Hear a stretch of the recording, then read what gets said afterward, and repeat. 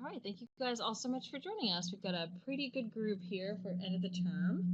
I know this is when things get a little bit dicey. So I'm going to bring up our final project rubric because we actually don't have any new material to cover, which is good news for you guys. You've already written everything you need to write.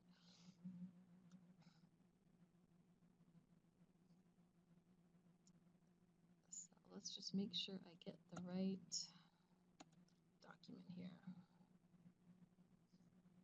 Here we are. Perfect.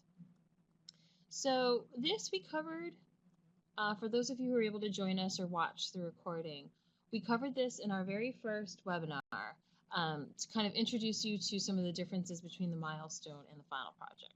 So now that we're at the final project, we're going to revisit some of those differences so you feel prepared to make any changes you need to make and to sort of understand the expectations. So one of the things the main thing that we talked about when I shared this in our first webinar for Milestone 1 was that the expectations are different in terms of grading and performance level from the milestone to the final project. So the milestones are kind of graded as a rough draft. So the expectations are not quite as high. You're given feedback and then obviously time to make changes to improve any of all the elements that you've covered. You might not always need to make improvements because sometimes students do a really great job and they're already hitting that final draft level work. But oftentimes some edits do need to be made. So what you'll notice, excuse me, my dog is asking to join me on the couch. So what you'll need to do, in addition to, of course, reviewing the feedback you got from your instructor and reading over your work, is to look at the final project rubric. Now, everything here is the same as the milestone rubric, except we have an additional column. So the columns labeled proficient, needs improvement, and not evident are exactly the same in terms of the descriptions. So here where it says introduction purpose, proficient, this is just what it said on your milestone rubric for milestone 1, outlines the purpose of the paper and how it will inform the conclusion. That's the same. What has changed is how much it's worth. So on your milestone, this was worth 100%. Again, the grading scale was more lenient. Now, that same performance level is only worth 85%. So if you were only performing at this proficient level and hadn't done anything at the exemplary level, you might have gotten perfect scores on all your milestones, but now that work would be a B because you didn't make any improvements to get it to final draft level work. That's probably not the case. Usually, in my experience teaching this course with my students is that there's a very big mix. Some students are already at the exemplary level from their milestone on certain elements. Some are at the proficient level and they get some feedback, and some students might even be at the needs improvement or not evident level. So it really runs the gamut. But I just want everyone to be very aware of the fact that just because you got a full score on a milestone element because you hit proficient doesn't mean you don't have to make a change. So it's not enough to just look at your score from the milestone. You really do still have to read the feedback. So I definitely have a lot of students who get 100% on a milestone, but I've given them a lot of feedback so that they can move to the proficient level up to exemplary for their final draft. So please don't just skip over those elements and not read the notes that your instructor gave you if that's where you are. Now, the most important thing, like I've said, is to review your instructor's feedback, and hopefully they've given you detailed feedback. If they haven't, or if you don't understand the feedback, definitely reach out to them as soon as possible. If you feel any doubt about how your work lines up with these descriptions, if you're unsure where you're going to land and you're trying to reach, if you have a certain goal in mind where you want to reach, and you're not sure if you're going to get there based on your feedback and based on your work, reach out to your instructor. There are a few particular elements that I do want to highlight because oftentimes they require you to add something specific. So a lot of them, when you read through this, or if you've already read through it, hopefully you already have, but as you read through it again, you notice that a lot of it is just adding examples or adding details, things that you might have already done, and you might be all set, or just ways that you can expand. So if you're already at proficient, you can just sort of fill out your example a little bit more or add a little bit more detail to something you've already described. Those are a little bit more straightforward. There are some here where you actually have to do something very specific to get to the exemplary level. So I want to highlight those things just to make sure that you don't miss them and think that, oh, I'll just, expand a little bit on what I've already written and forget to do that one very specific thing that the exemplary calls out for. So the first one is actually our introduction purpose statement. So this you wrote in milestone 1, and you hadn't done all of your research yet, and you hadn't come to your conclusion yet. So the advice that I know that I gave in the webinar, and that perhaps your instructor gave as well in your section of the course, was that you might need to be a little bit vague, and then you can come back to this section for your final draft and add a little bit more specificity about what you're writing about and how that's going to inform your conclusion now that you know it. Now you know what sorts of recommendations you're making for your company, about how they can use a microeconomic analysis to take some actions going forward. Now you have all that outlined, so you can come back and revisit this and add some details. Also, you'll notice that the exemplary descriptor here asks you to use industry-specific language to show your expertise. Again, if you were writing this in week 2 on an industry maybe you didn't know a lot about, you might not have been able to establish that kind of expertise using industry-specific language. Now you should be able to, because you've done a lot of research and you've already done a lot of writing. So make sure you can come back in there, and as you add details, those details will be industry-specific or company-specific to satisfy that and bump you up from proficient to exemplary if you need that. So that's one of those very specific things that they're looking for to get to exemplary. All right, I'm going to scroll down. So most of these are just adding detail or specific examples. So those are usually pretty clear for students. But one that I do want to a couple I want to highlight in price elasticity of demand. So this very first one in price elasticity of demand at the top does ask you to use research. So if you haven't already included research for the first element of your price elasticity of demand section, please come back in and do that. Now, for me, I encourage all my students to find some economic research on the good or service that they're looking at overall. So let's say you're doing coffee. A lot of students do Starbucks because that's on our suggested list. I know a couple students have done Dunkin' Donuts. So if you're looking at that market, obviously coffee is a much bigger market than that, but it's a good jumping off point. And when you look at a product overall, a very broad product like coffee, there's research already done by professional economists to gauge the price elasticity of demand for that product overall.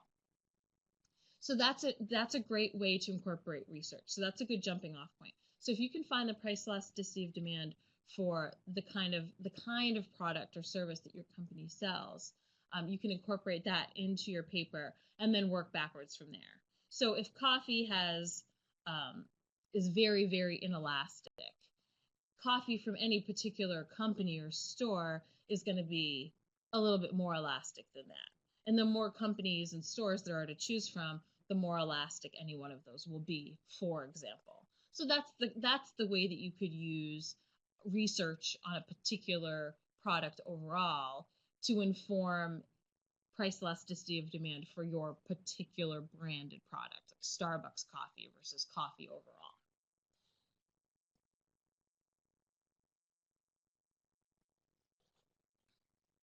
All right, there was some movement in the chat, but it looks like Ellen is on it. Thank you, Ellen. So that's something specific to do to bring in that research. And if you are doing one of our suggested companies, I have found personally, when I've tried to help students find this kind of information, I've had no problem finding research out there on the general product. So clothing, athletic clothing, or sneakers, or coffee, automobiles, air travel. I've had no problem finding general research on that, either just through a simple Google search or going to the Shapiro Library. So if you I know a lot of students will say, well, I found something on the internet, but it's behind a paywall and I can't access it. If you can't find something that's economic, that's, academic level research uh, on the internet not available, that's available to you without paying, we don't want you to have to pay, then go to the Shapiro Library. They are a great resource. If you're not familiar with how to use the Shapiro Library, one thing that I found that I actually did for myself the other day was to start a little chat. They have a little chat bot, and it connects you with somebody at the Shapiro Library, and they can help you find the stuff. And it took them about 5 minutes to find some of the data that I was looking for. I mean, that's what they're there for. So if you're looking for something very specific and you're not finding what you need through your own search in Shapiro or your own search on the internet, definitely make use of that.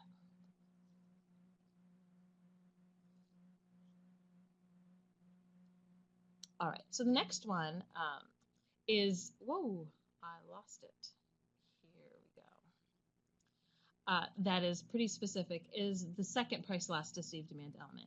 And this one, to go to exemplary, it asks you to review all factors of price elasticity of demand. So there are 5 that are covered in our textbook. So those are the 5 that we reference. So if you address all 5 of those accurately, you will be covered here. So if you only addressed a couple in your milestone and your goal is to hit exemplary for this element, then come back and make sure you cover the rest to get up to all 5. All right, moving forward. Another one that I want to highlight specifically, because a lot of students will miss out on it even though they have the information to do it, is the market share one. So what students will sometimes do is they'll find the data on the market share and they'll just list it, which gets you the information. But if you'll notice here, the exemplary column does ask for you to show the data graphically and over time.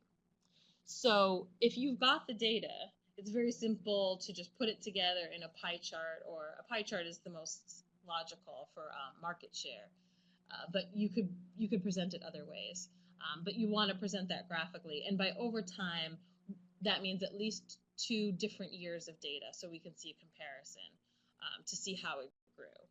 Because it's one thing for a company to have, 50% market share. That could be great for them, or that could be bad news for them.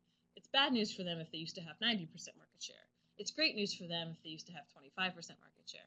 So showing it over time, at least with 2 different years, gives us that sense of the direction that it's going as well, and the sort of the direction of their competitors too.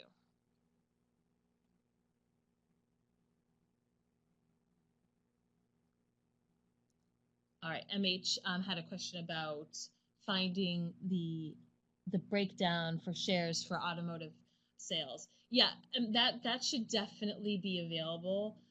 It's a very well researched industry. So if you're having any trouble finding it on the internet through your own searches, the Shapiro Library resources will have no problem helping you with that. They have access to a lot of industry reports, I've found. So it'll take them no time at all to help you out with that.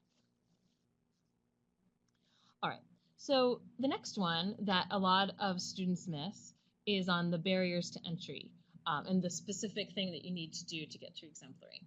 So on this one, it's not enough to just talk in a lot of detail about all the barriers to entry, which students tend to do pretty well, I find. It seems to be one of the stronger aspects of this section on overall market.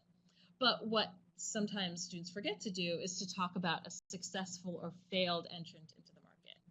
So in that case, you're going to want to look at any fairly recent, I mean, it depends on your industry, but you want to look for some in recent history, maybe the past 5, if you have to go back maybe 10 years, entrant into the market that you're looking at, to say, okay, this company tried to break in and wasn't successful, or this company tried to break in and have been very successful.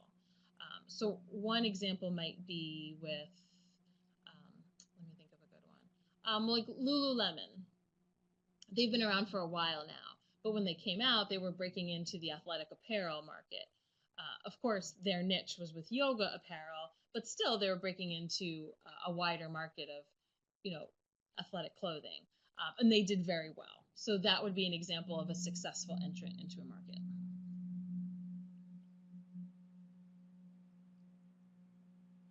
All right, moving on. I'm just checking the chat. So if I pause, I'm just making sure I'm not missing any questions.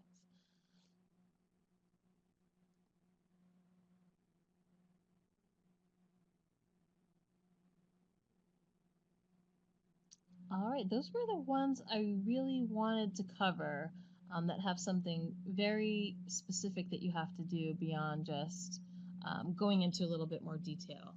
We have about 15 minutes left. Like I said, we don't have a lot to cover because we don't have any new elements. So I'm happy to take your questions. So Sandy asks, what about an abstract? So technically, Sandy, an abstract is not required per the rubric, though many instructors do expect to see it as part of an APA style paper. So because it's a pretty straightforward thing to do, and it's probably good practice for courses where it will be specifically required on your rubric, I would ask you to include it, or ask your instructor if that's something that they're going to be looking for. But in terms of the rubric, it's not specifically called out on the rubric. It would just be lumped in with articulation of response in terms of how to expect it to impact your grade. But do check with your instructor. So Sharon Allison asks, are we just making the corrections and resubmitting our milestones, or are we doing a final paper separately? Great question, Sharon, actually. Thank you so much for asking that, because I think this is a question a lot of students share.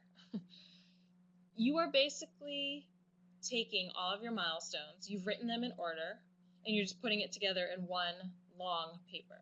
So you're going to take the sections that you did in milestone 1, that was section 1. Milestone 2 was sections 2 and 3 of the paper. Those will come right after section 1. Milestone 3 that you submitted in week 5, that was sections 4, 5, and 6. So you've written all 6 sections of your paper now. So you're just putting all those together, and you're going to make sure that your title page reflects that it's your final paper now. It doesn't say milestone or anything like that. Of course, you make any edits based on feedback from your instructor and based on what you see here in this rubric. And you submit it as one paper. It's probably, with your reference list and all your graphs that you include and your title page, and if you have an abstract page, it's probably going to be somewhere between 10 and 15 pages with all that included. So Cheryl asks, are we supposed to calculate market share ourselves? So Cheryl, sometimes students do calculate it themselves because they don't find research where it's been calculated already. Some students, in a simple internet search or a search in Superior Library, find it already calculated. So the way you would calculate it, if you don't find it already out there calculated for you, is you could find data on the industry as a whole, so the automotive industry. You might say, okay, in the US, there are, or the world, if you're looking at it at that level, there are $500 billion worth of sales of automobiles in the United States. That would be the market. That's the whole thing. And then, okay, General Motors sells in the US, I'm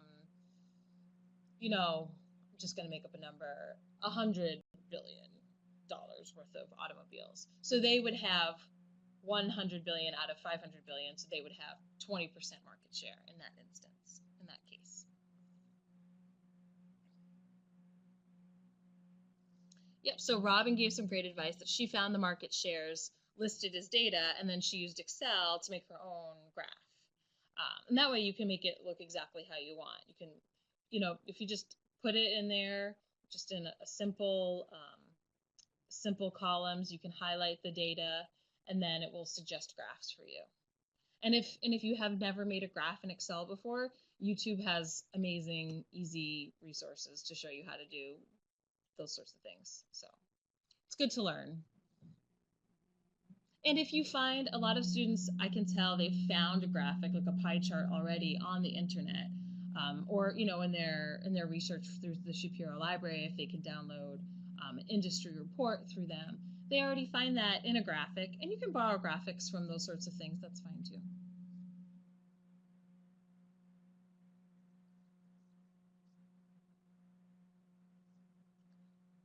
All right.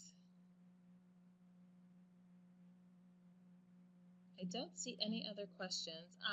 We have a couple instructors on the line with us, Bill and Ellen. I think, yeah, Ellen's still on the line with us. I don't know if either of you have anything you'd like to share in the chat, since we still have a few minutes left, in terms of final advice. I know I have one bit of final advice, which would be, if you're at all worried about the formatting of your paper or your citations, or just making sure that you are addressing the rubric elements well, beyond discussing it with your instructor, which is always important, especially for the rubric elements, to make an appointment with the Writing Center. I think they're an underutilized resource here. I've gotten to meet a lot of people at the Writing Center when I've had opportunities to go to SNU up in Manchester, New Hampshire, and they're wonderful, and they really want to work with as many students as possible. So keep that option open, and just consider it. You can always shoot them an email tonight or tomorrow if you think it's something you might want, and make an appointment, and they can help out.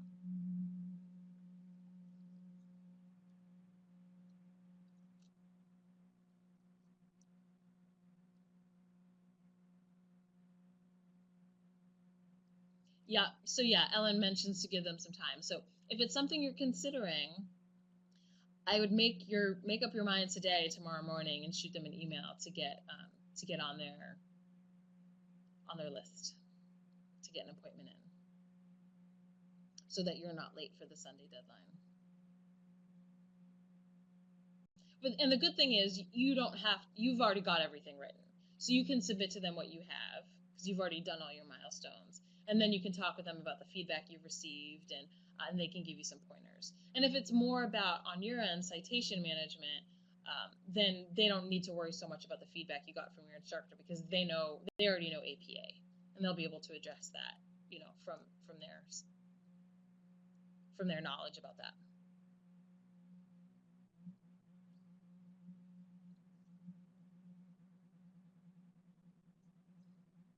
Yep, Ellen shares a great point that we do have APA resources in the class as well in your left-hand navigation bar. So if you don't go the Writing Center route, but you still feel that based on feedback you've received and grades you've received, you need to sharpen up the APA bits, your in-text citations, your paraphrasing, or your reference list, do check out those resources embedded right in the navigation bar.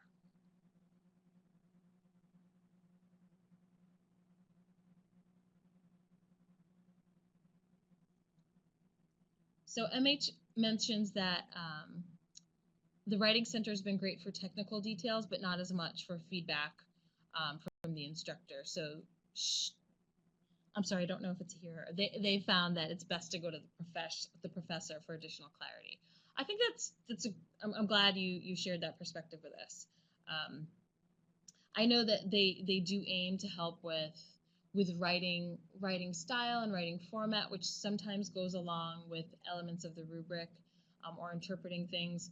But certainly they're not economists, so they might not understand some of the nuances in terms of what's expected of you. So those sorts of things, yes, absolutely, your instructor is going to be your best resource for that. And ultimately, they're the ones that are going to grade your final paper. So if you have any specific question about, well, gee, you gave me this feedback, I got needs improvement, let's say, on this element, and I want to get to proficient, or I want to get to exemplary, this is what I'm thinking about doing, is that the right approach? Your instructor would probably be the best resource for those kinds of questions.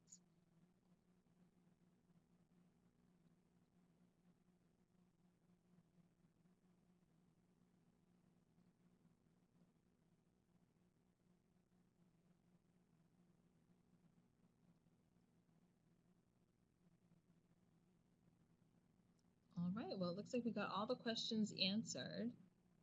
Um, I just want to say congrats to all you guys for kind of having finished your paper. You've done all the milestones, so you've done the hardest part, getting it all down. Now you're just on the editing phase, and hopefully with these rubric guidelines and with information from your instructor, using the final paper guide, and also taking a look at the exemplar paper on Hershey, you can get a sense of how you can make the needed improvements to reach your goal about what you're hoping for in terms of performance on your final draft.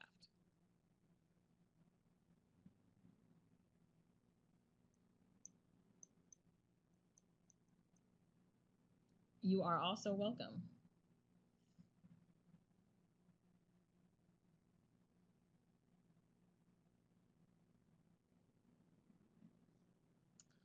All right. Well, thank you, ECO 201 folks, for joining and for all your questions and feedback. It's so appreciated. 202 students, it looks like some of you have, I'm assuming the newbies who just joined are here for ECO 202. I am going to give it a couple minutes until we hit 9, just so we don't leave any students out who show up right at 9. We do have some new elements to cover, so I want to make sure that everyone who is here for 202 gets to hear all that. So we will wait just a few minutes to start that.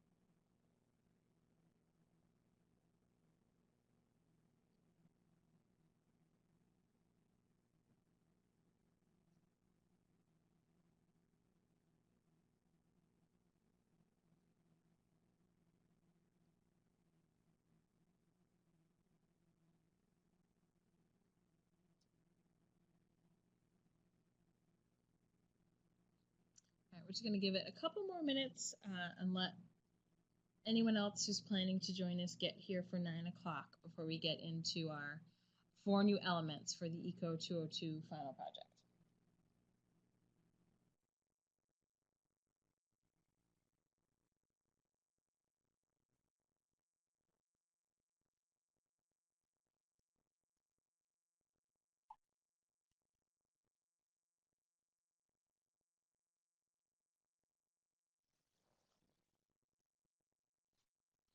Yep. So Al, I'm not sure. I know that in module 2, there is a template.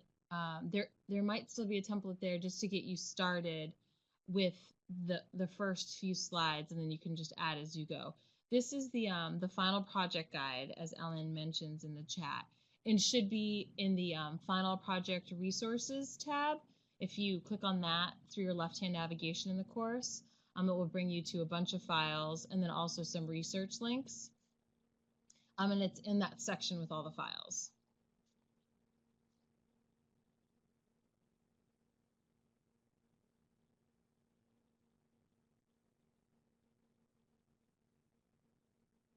Great. Yeah, it should be embedded in all courses now, so definitely take a look there.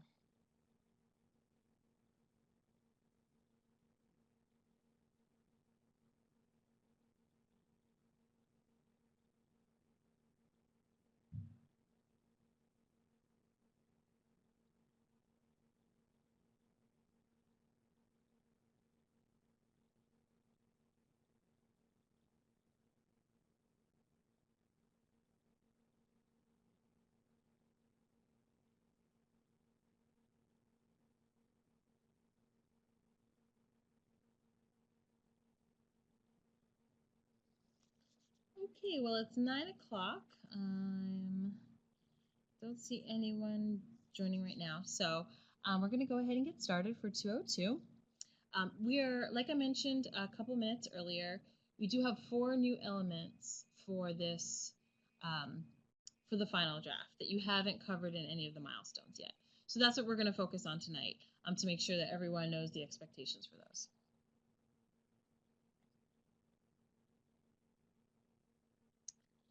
So Al, the foreign trade slides actually come after interest rate slides.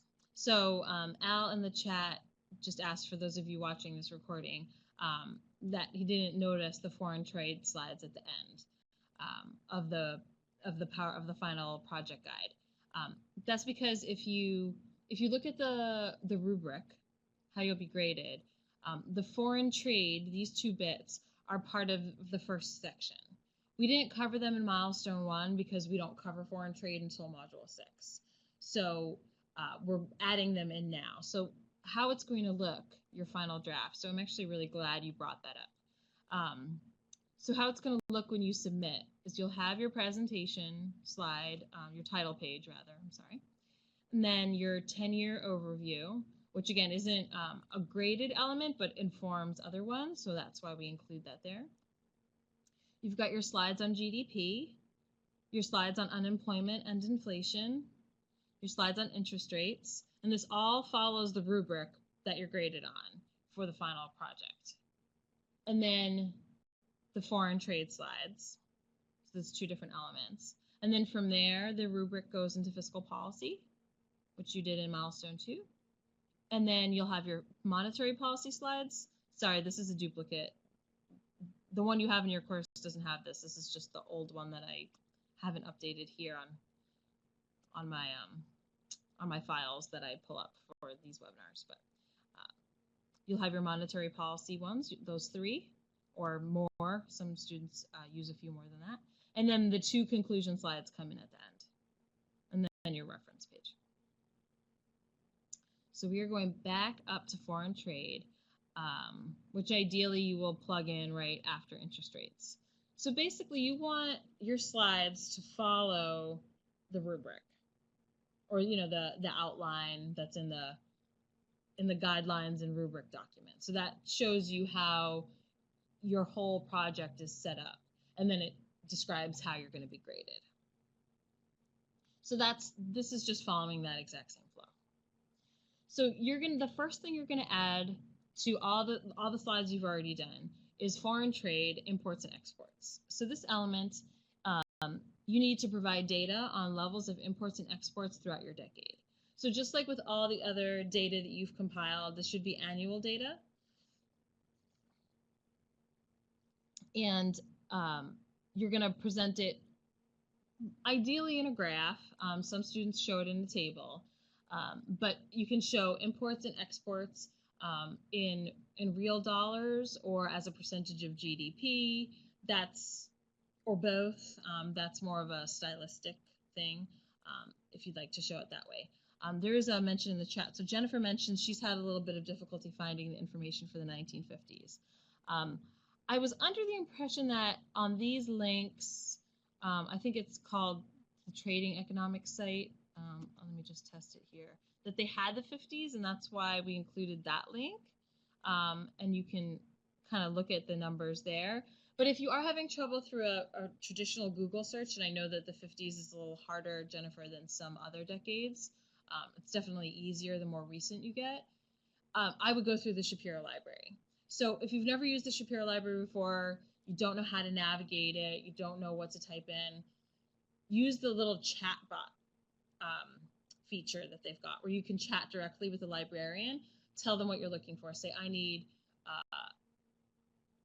annual numbers through the 1950s for exports and for imports, and they'll help you find it. And I guarantee you they'll find it because the data's out there, and they'll have it through the myriad resources that the library has access to. Yep, this is definitely the kind of stuff that they'll have if you have trouble finding it on the internet. Oh, perfect. Thanks, Ellen. That's great too. Yeah, I've squirreled away a bunch of things for particular decades that tend to be tricky. And I know that students do run into this problem a lot with the 50s. So the data's out there, it's just not quite as easy to find. So once you've gotten your data presented, and like I said, ideally in a graph, it makes it easier to see the ups and downs. You're gonna just discuss what's going on, any trends you see. And then you're going to make connections to other aspects of the economy, such as the exchange rate. So we give an example here where a stronger dollar will lead to more imports and less exports. So those are the kinds of observations you can make. There might be other things going on that you might want to make a connection to if you see a drastic change. Maybe there were certain growth in a country that led to them importing or exporting more, and that drove it. There might be an exchange rate issue in another country or a financial issue going on in another country that impacted trade for the United States. So there are things like that that you can look for and include here for this element once you've presented the data. And it's hard for me to be any more specific because each time period is different, and people, it's not even that you have to pick a decade. I know some people might pick like 1985 to 1995, so it really depends on what happened in your time period. So in the next element on foreign trade, you're going to go into a little bit more detail on trends, but this time, instead of just looking solely at the data, looking at our macroeconomic models that we've developed. So the most common ones that you're going to use for this section, you can use both or one or the other. I feel like a broken record because I talk about this one all the time, but it's very useful, is the aggregate demand, aggregate supply model. So that does incorporate trade into it because, as you know, aggregate demand basically just is a representation of our GDP function, which includes net exports. So any changes to imports or exports will show up there. So like the example we give here, during the Great Recession, trade across the board decreased because not just the United States, but a lot of our trading partners were in a recession. So there was just less money to go around in terms of spending. So we weren't importing as much because we just weren't spending as much money. But we also weren't exporting as much because our trading partners were in the same situation and didn't have the money to buy as much of our stuff. So those are the kinds of ways that you can incorporate the ADAS model into this element. You can also look at comparative advantage. So a great example of that might be the rise of China and the low-cost labor manufacturing aspect of trade. So they've been able to increase their trade, which has increased our imports because of that comparative advantage that they have. So that's one example. Or you could also look at comparative advantages that we have in certain industries and see if that what movement that has had in terms of our trade or shifts in our trade. It might not necessarily impact the overall level of trade, how much we export or how much we import, but it might affect the kinds of things that we're exporting based on our changing comparative advantage.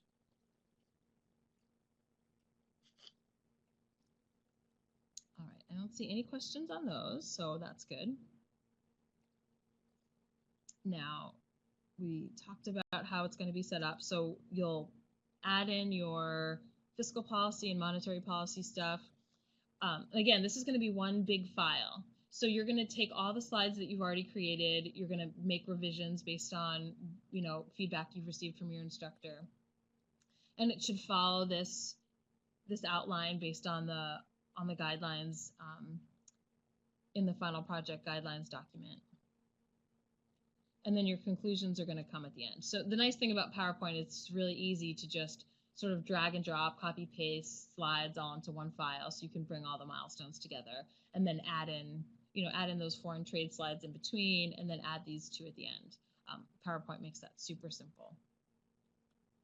So the first slide in this section on conclusion is just asking you for a basic summary of the macroeconomic data and trends in policy in your time period. So you do want to include some specifics here. Specific data points, like we say, that's going to a lot of times be the difference between getting full credit on this element and getting some points docked. So you might just say, oh, unemployment was really low. Well, that might have been true, but give us a number. Unemployment reached its lowest level in this year at this amount. So to be specific, and anything that you want to highlight. And you can come back and mention specific policies, like the really most important ones from your fiscal policy and monetary policy sections, just to give kind of a too long, didn't read overview, the Cliff's Notes version of your presentation. And like always, the main points are gonna be on the slide, and your somewhat more detailed, of course, not too long because you're not going to repeat your whole project, but your more detailed explanation or your more detailed summary will be in the notes beneath the slide. All right, and last but not least, this is my favorite part because everyone has an opinion about the economy, and this is your chance to have one. You get to talk about anything you agree or disagree with in terms of policy that happened in your time period. Now, you've probably covered a handful of policies at least. You've got probably a couple fiscal policy actions that happened throughout your decade, and then the same thing with monetary policy actions.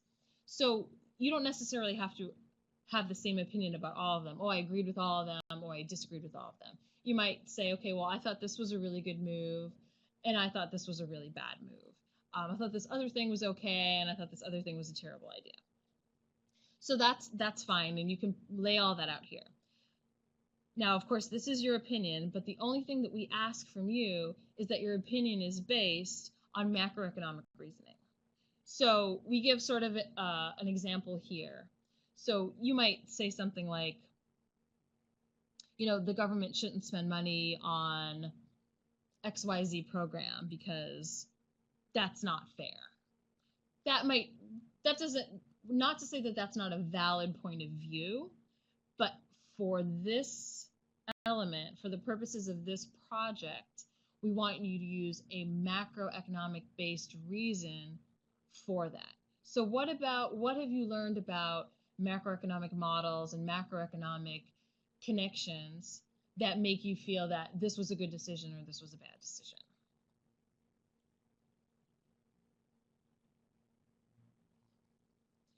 Sorry, I'm just checking out some questions in the chat. Looks like Ellen got it. Thank you very much. Jennifer had asked if we need speaker notes for both of these slides, and the answer is yes. So for this one, what I've seen students do, one approach is to have, one bit, maybe they do it in like a text box or something, the items that they agreed with and then the items that they disagreed with, or to just bullet point it, I agreed with these actions and I disagreed with these actions, or maybe they agreed with everything or disagreed with everything. It really depends on the person in the decade. And then with a quick blurb about why, and then just like always, the more detailed explanation is going to be in the speaker notes. So just as long as you're giving a macroeconomic based reason for your opinion, you'll do well in this section. And make sure that you talk about at least the major policy actions of the decade.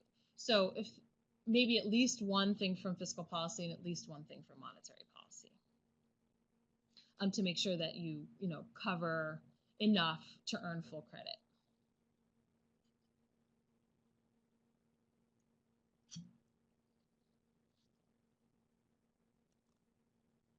And that is it. Those are the only things you have to add. It's 4 slides, so it's a little bit longer than what you had in the previous ones, but generally students do pretty well, especially with these last 2 slides, because you're sort of just wrapping up what you've already done. So there's not a lot of new work in terms of research to do with these last 2. So the research ones are basically just the foreign trade.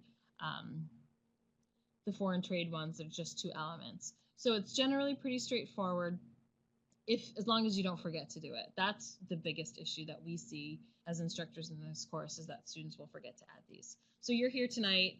I doubt any of you will forget. And hopefully those of you watching this as a recording will not forget either. So just be sure that you've got all of these extra elements added, these 4 elements added to your final draft of the paper.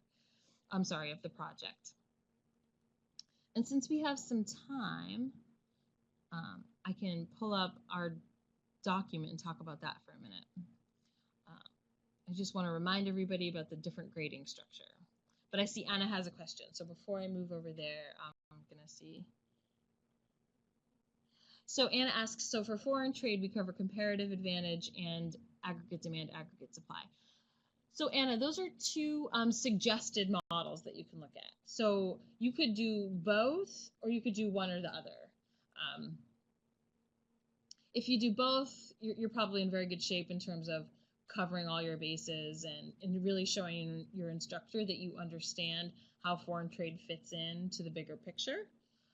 But you're not required to do one or the other. You're required to look at models, and these are 2 good examples to use.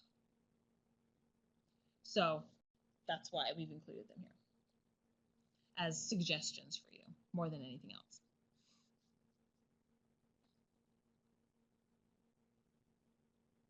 Great, you're welcome. All right, so hopefully, let me see if I have that, since we have about 15 minutes left. So I keep sharing my screen. Let's see.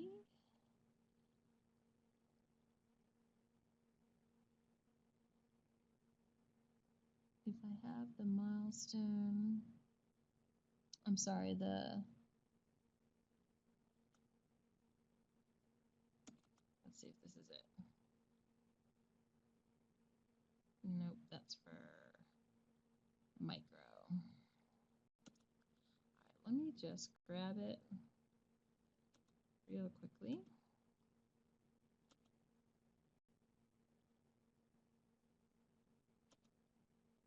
Because the grading expectations, and I know that I've mentioned this in previous webinars, is different for the final project than it is for the milestones. So just want to make sure that everyone's prepared for that.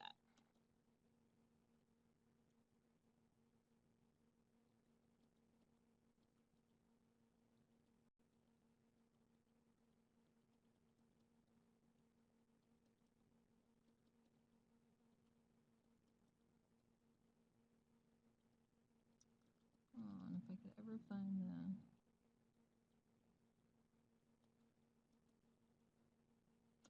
I think this is it.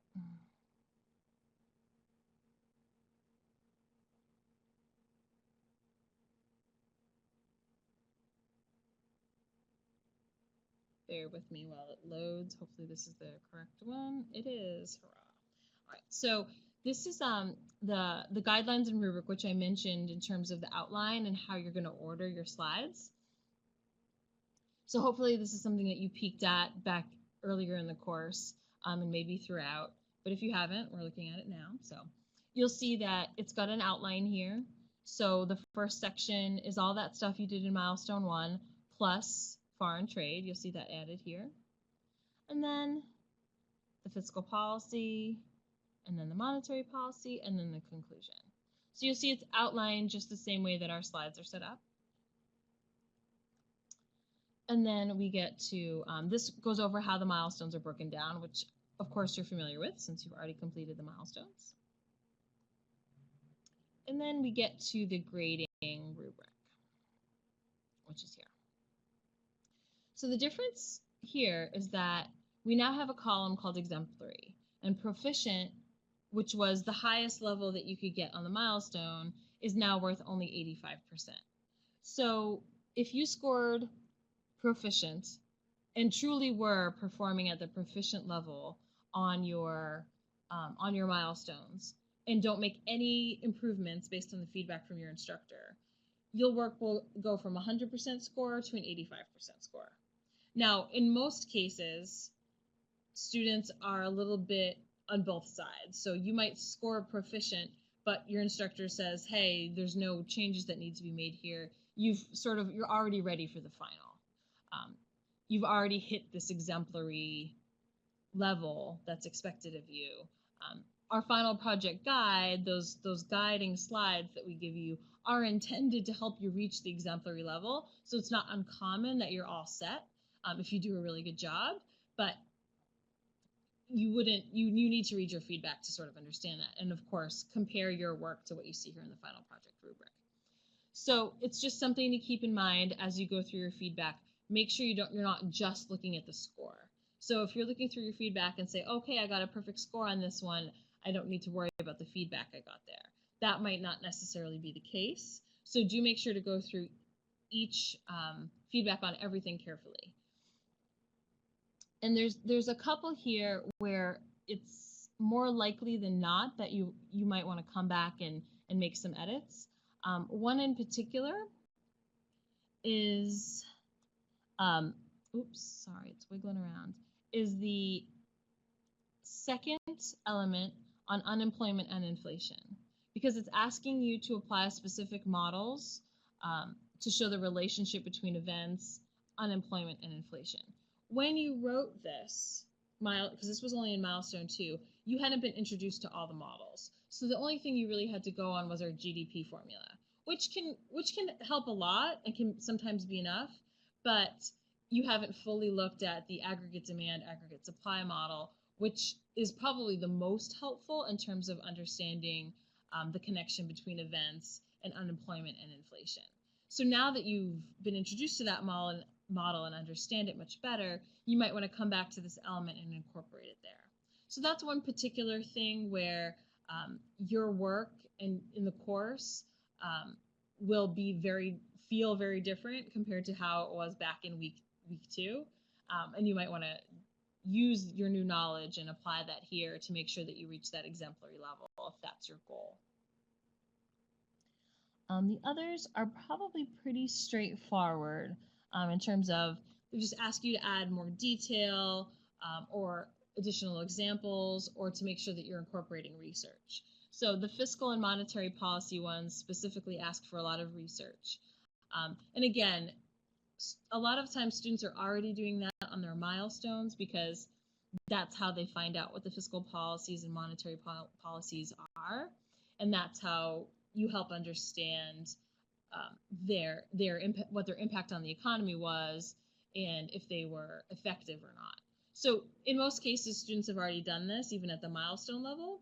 But again, I just want to point out that if it's something you didn't incorporate much of, or you didn't incorporate on each of the elements, to come back, take a look at what is expected of you if you want to reach exemplary, and see what you can do to get there if you don't think you're already there, or if your instructor has indicated that you need to make improvements. But that's pretty much the gist of it. And for the new ones, so you've got the 4 new elements. Of course, since you haven't written those before, now you can sort of understand right from the get-go what the expectations are for the final. You don't have to worry about the various expectations from the milestone compared to this, since you didn't have to do it in a milestone. So be sure to read through how you're going to be graded on those, so you can work on them appropriately to reach your goal for how you want to perform on this.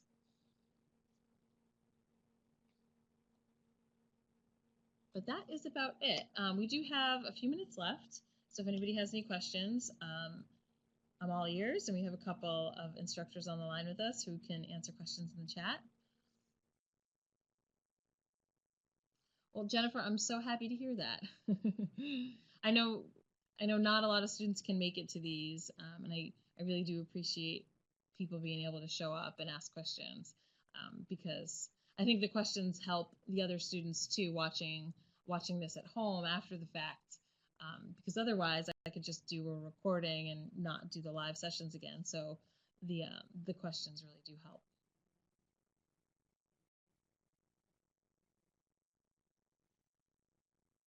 I'm glad to, Al. I can't tell you how many students skip the foreign trade slides, and it kind of breaks my heart a little bit, because I know that they would happily have done it and found the information they needed and talked about it, but they just don't realize that it's there. Which is why, again, it's really important that if you read through the rubric, hopefully Those are the kinds of things that can help you catch it. And that's just a really good habit to be in anyway for your future courses, because this is sort of the convention that we use at SNU to have these rubrics. And they're long, I know, and a lot of classes are way longer than this. But once you get into the habit of using this as your sort of go-to source for, okay, this is what my project's going to look like. This is my outline. I don't have to think about how I'm going to set it up. It's been set up for me. And this is how I'm going to be graded. This is the performance I need to show. Once you get into that habit, I think it makes it a lot easier. So, this is just one more course where you get practice at that to help you in future courses. So, looks like there's a couple of questions in the chat. Let me take a look. So Caitlin had asked, is it okay if we use the same model throughout the PowerPoint? So it sounds like, Caitlin, you're referring to the macroeconomic models. And Ellen has answered that, yeah, that the aggregate demand, aggregate supply model will probably be used throughout. And I would certainly agree with that. It's very versatile, and it's applicable definitely in the monetary and fiscal policy sections. And like I mentioned earlier, for the unemployment and inflation elements as well. Great news. I'm glad to hear it, Caitlin. You've already been using it. Hopefully you feel very comfortable with it and you can incorporate it pretty easily into the foreign trade part.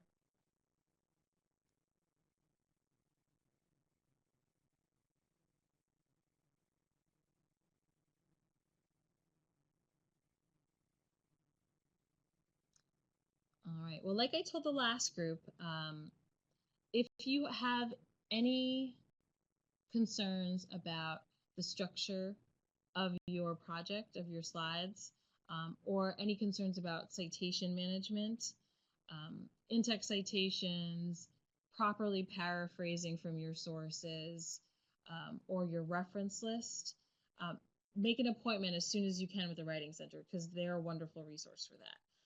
If you don't think you have time for that, or if that's just not the route you want to go, we do have, a lot of APA. We have a whole APA resource folder that the wonderful Bill Criswell, who's on the line with us tonight, created, that should be in all of your courses on that left-hand navigation bar. So do check that out if you've received feedback that you weren't using enough in-text citations or they weren't formatted properly, or any sort of concern regarding citation management. That's a wonderful resource. And again, that's one of those skills that's really gonna help you throughout your time here at SNU, and maybe even at work. I mean, since I work in higher ed, obviously, we take that stuff pretty seriously. So when I make presentations at work, I have to cite all my research in APA format. So I didn't always have to do that at all of my jobs, but you never know. So it's a good skill to have, not just as a student, but perhaps as a professional too.